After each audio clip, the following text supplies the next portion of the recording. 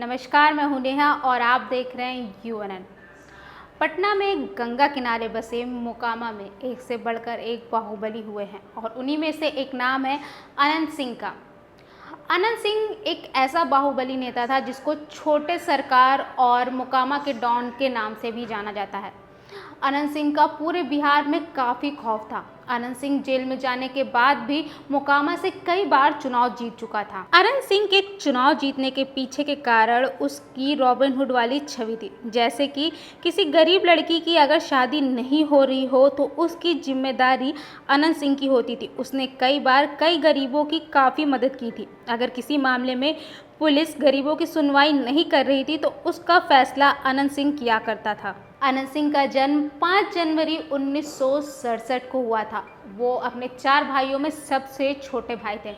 अनंत सिंह के बारे में कहा जाता है कि वो बहुत ही कम उम्र में जुर्म की दुनिया में आ गए थे और महज 9 साल की उम्र में ही उन्होंने पहली बार जुर्म को अंजाम दिया था और 9 साल की उम्र में ही पहली बार वो जेल भी गए थे। इस घटना के बाद से वो जुर्म की दुनिया में लगातार आगे बढ़ते चले गए और फिर क्या था, धीरे धीरे जुर्म की दुनिया में उनका खौफ बढ़ता चला गया। अब सवाल ये उठता है कि आखिर जुर्म की दुनिया में उनका खौफ इतना कैसे बढ़ गया कि उनसे बड़े बड़े नेता हो या फिर बड़े बड़े माफिया हो वो डरने लगे थे और उनके सामने अपने घुटने टेकते थे। दरअसल अनंत सिंह के बड़े भाई दिलीप सिंह बिहार के बाहुबली नेता थे। पूर्व मुख्यमंत्री और राष्ट्रीय जनता दल के प्रमुख लालू प्रसाद यादव की सरकार में मंत्री भी रह चुके थे। इसका मतलब राजनीति में शुरुआती पंजे मारना अनंत सिंह को उनके भाई दिलीप ने सिखाया था।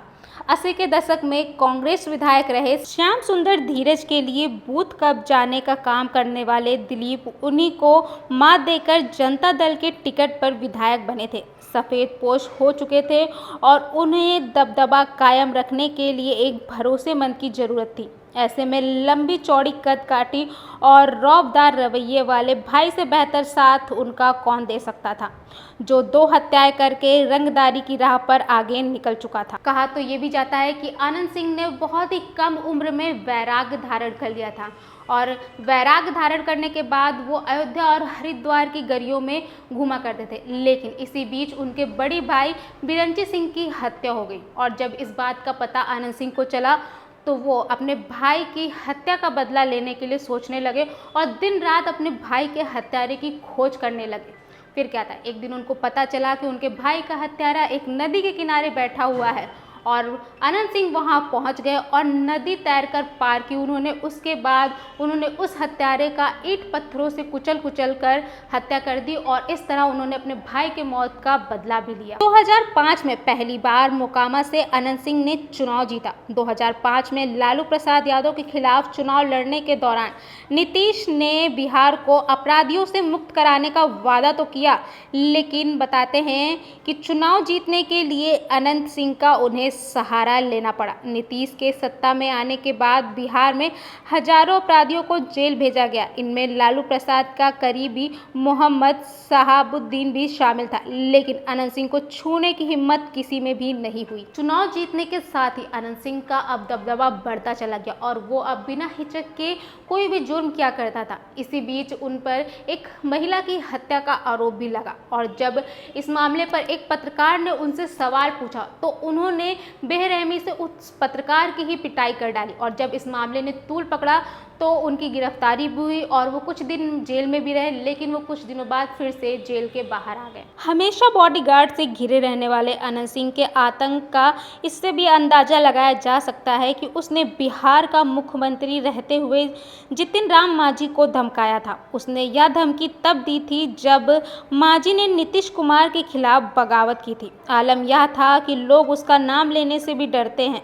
लोगों को यहाँ तक कहना था कि जिसने भी अनंत सिंह के खिलाफ जाने की कोशिश की उसकी हत्या कर दी गई। अनंत सिंह का अपने इलाके में इतना खौफ था कि जब भी शहर में कोई घटना होती तो लोग पुलिस से पहले उसके पास जाया करते थे। विधायक बनने के 5 साल बाद ही आनंद सिंह की संपत्ति कई गुना बढ़ गई थी। 2005 में उन्होंने चुनावी हलफनामे में लगभग 3 लाख रुपए होने की संपत्ति की घोषणा की, लेकिन 2010 में यह संपत्ति बढ़कर 38 लाख रुपए तक पहुंच गई। अब तक सार्वजनिक तौर पर ऐसी कोई जानकारी सामने नहीं आई थी कि उनकी संपत्ति इतनी कैसे बढ़ गई थी। इसके अलावा आनंद सिंह पर न जाने कितने केस दर्ज थे, हत्या से लेकर अपहरण तक। एक बार उन पर एक कार्यक्रम के दौरान हवाई फायरिंग करने का भी रिकॉर्ड दर्ज हुआ। बाढ़ के नदवा गांव में उनका पैतृक घर है और आनंद सिंह के पैतृक घर पर 2019 में पुलिस ने छापेमारी की थी। छापेमारी के दौरान